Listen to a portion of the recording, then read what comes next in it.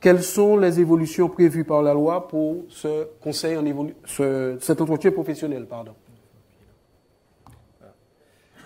Oui, Max, effectivement, ça a été aussi évoqué comme une triptyque. Il y a le compte personnel de formation, il y a le conseil en évolution professionnelle et il y a l'entretien professionnel.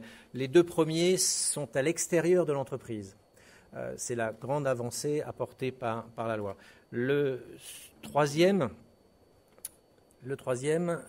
met en avant une obligation nouvelle qui s'inspire là encore d'initiatives qu'avaient prises les partenaires sociaux en 2003. Mais la grande nouveauté, c'est que le législateur, cette fois-ci, reprend l'idée dans la loi et donc va l'imposer à toutes les entreprises à partir de l'année prochaine. Ça a été dit aussi, cet entretien professionnel fait partie de la réforme systémique. C'est un contrepoint par rapport à la disparition de l'obligation fiscale minimale. Je l'ai dit tout à l'heure, donc il n'y a plus de contrôle par l'administration de la dépense directe des entreprises. On fera une présentation de ce nouveau mécanisme tout à l'heure. Et la loi va plus loin puisqu'elle indique que ce financement direct des entreprises n'est pas un financement avec un montant de dépenses minimum. Cet abandon du curseur quantitatif, on va le voir, est remplacé par un curseur qualitatif qui va apparaître dans le pilotage de l'entretien professionnel. En effet, l'entretien professionnel contient un système de garantie de formation. Au bout du 3e entretien professionnel, l'employeur doit vérifier si ses salariés ont suivi au cours de cette période au moins une formation.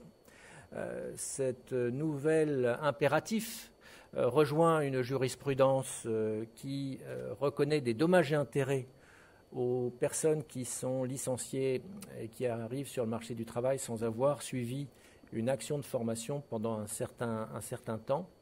Nous avions un curseur à 12 ans dans une affaire qui date de 2012 et au mois de mai de cette année, la Cour de cassation a reconnu que l'employeur qui se séparait d'un salarié sans l'avoir formé dans une période de 7 ans devait des dommages et intérêts particuliers pour ce manquement à la formation. En l'espèce, c'était un chèque de 6 000 € qui s'est ajouté aux indemnités de licenciement. Donc, la loi met le curseur à 6 ans et nous allons le voir, la loi attend un décret pour savoir quelle est la conséquence si cette formation n'a pas eu lieu au cours des 6 ans. Donc l'entretien professionnel est un instrument très important puisqu'il se compose d'un droit à l'information à ce droit dès l'embauche. Tous les 2 ans, donc, c'est obligatoire dans toutes les entreprises. On fait le point pour savoir si la personne a connu des évolutions ou souhaiterait connaître des évolutions ou pourrait connaître des évolutions dans sa qualification ou dans son emploi. Et on est bien au clair dans cette définition que l'entretien professionnel n'aborde pas la question de l'évaluation du travail. Au bout de la 6e année, il y a un état des lieux qui est fait du parcours professionnel. Et donc 3 critères vont apparaître.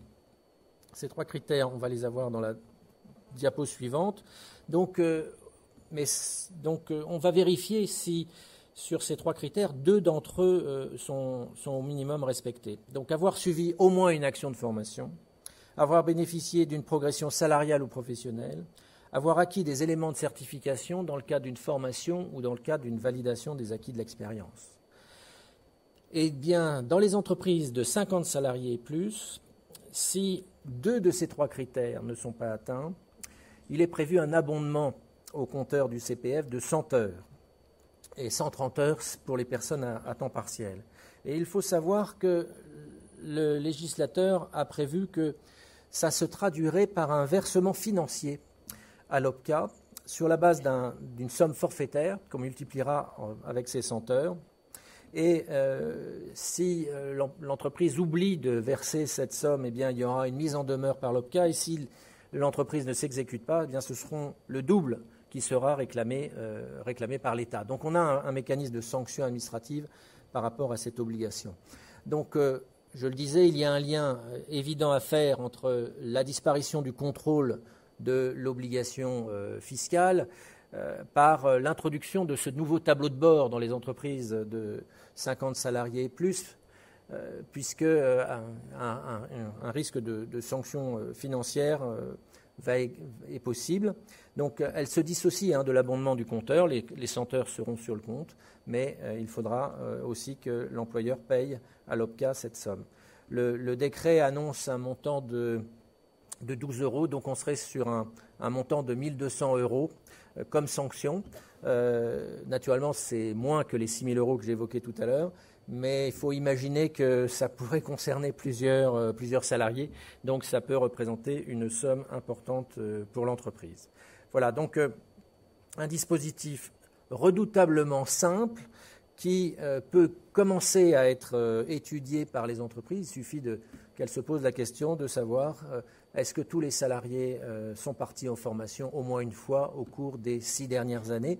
Et là, elles peuvent commencer à établir une stratégie de formation qui permettra d'éviter cette sanction.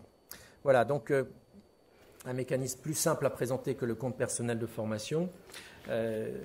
Et donc, pour approfondir le sujet, on a donc prévu, Max, oui. Je te laisse la parole. D'accord, effectivement, Jean-Philippe.